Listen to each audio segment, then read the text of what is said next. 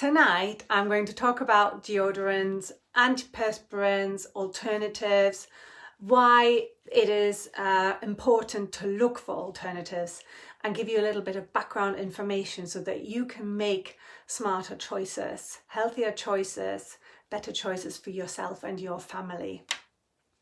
So just to remind you of the concept, sweating is a totally natural process of our body, and it is one of the ways to actually detoxify our body.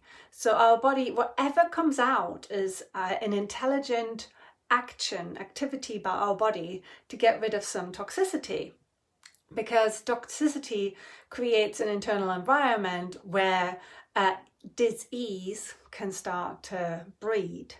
If there's no toxicity in the body and we're very alkaline and not acidic, disease cannot actually manifest.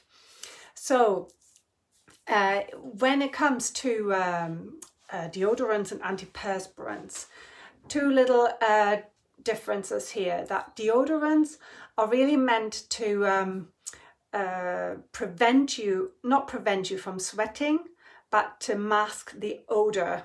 So that is really when we're sweating, we're expelling water and electrolytes, and then they're mixed with bacteria, and that it's the bacteria that actually creates the odor.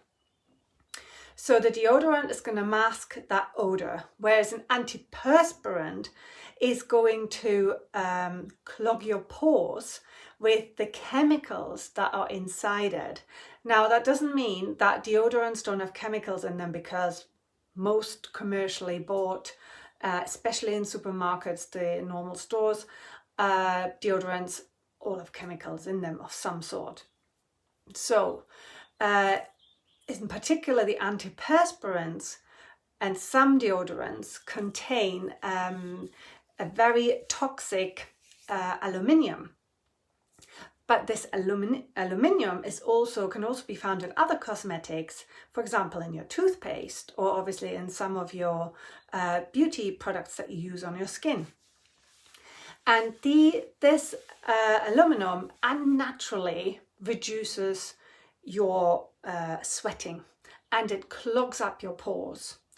So imagine you've got a drain pipe in your house, and obviously what is that drain pipe meant for? It is for draining and getting rid of your waste.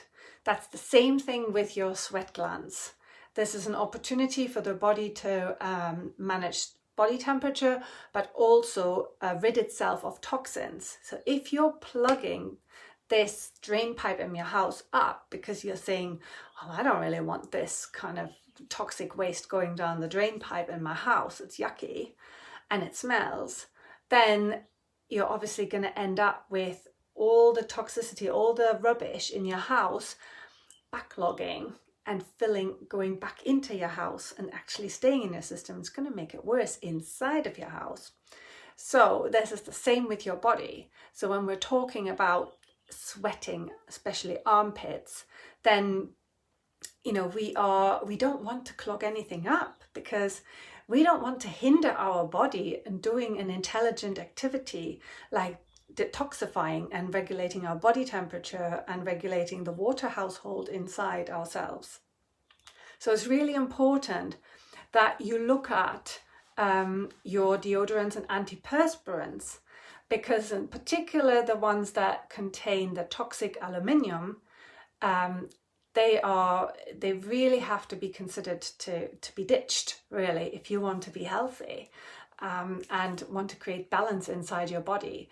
So this aluminium, or aluminium in general, whether you're talking about your pots and pans, or you're talking about your cosmetics and your antiperspirants and deodorants, has been linked with Parkinson's disease, with Alzheimer's disease, with modified gene activity and damaged DNA.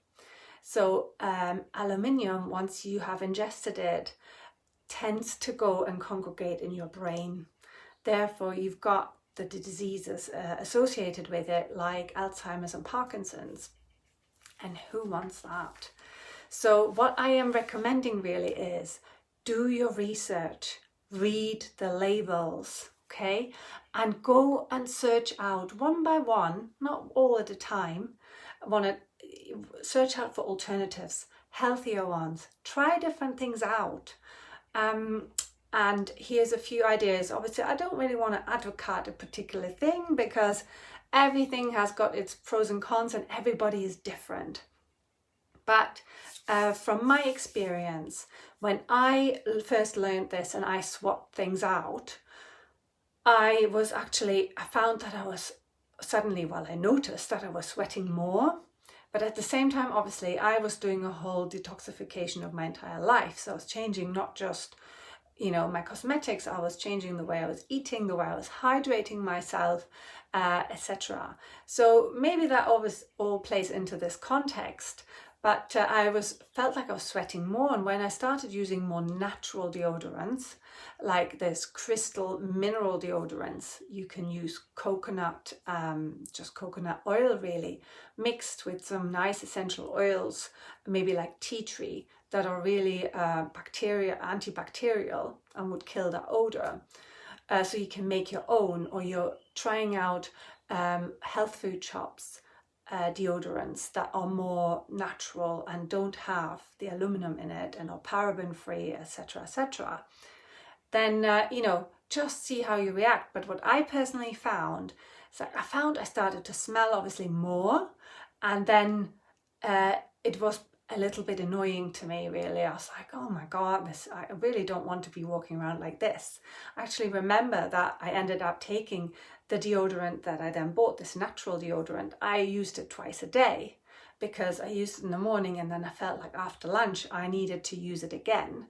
But funny enough, after persevering with it, like I'd say probably a couple of months, it totally stopped. I actually feel like now I could live without a deodorant, but I use a natural one, and I'm totally fine with that. And you could even just, mix in your palm. If you use coconut oil at home, you can buy it in Aldi if you live in the UK, and just melt a bit of coconut oil in your hand and pour some essential oils in it. Tea tree would be a really good one. It's bacterial, but also lavender, for example, for the girls that maybe want something a bit more soft. Or you mix them together and then just melt it and then just apply it to your armpits and just see how you get on. And maybe start this on a holiday where it doesn't really matter and you don't feel so self-conscious. But that's a really good way of starting to try different things and new things out. I've also had a mineral crystal stick deodorant, which practically doesn't have that wetness that we're used to when we use deodorants. It is just like a crystal, and it kind of just not melts into your skin, but it just works on your skin and kind of rubs off a bit. And I found that really interesting and nice, and it was a really nice compact size, so it fits in any handbag, so you can take that with you if you felt like you needed a little bit more during the day. So it is really, really worth looking at the ingredients, reading your labels, and considering a swap.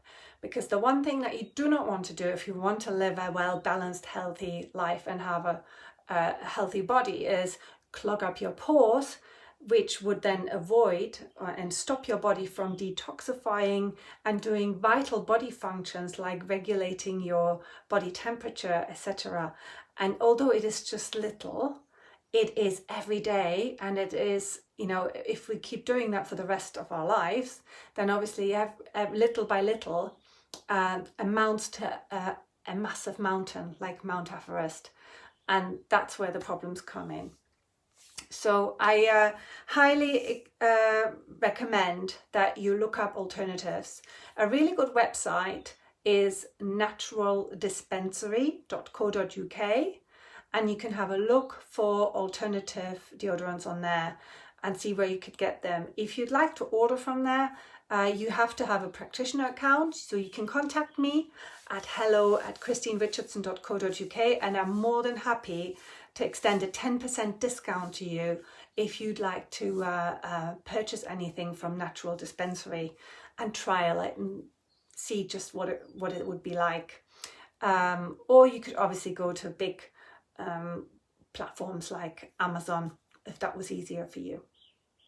So if you haven't yet and you want to receive regular health tips from me, then please do sign up to my website at christinerichardson.co.uk, spelled with a K, R-I-S-T-I-N, richardson.co.uk, or sign up to my YouTube channel, Christine Richardson Natural Healing, and then you will never miss a new video or a health update that I send out.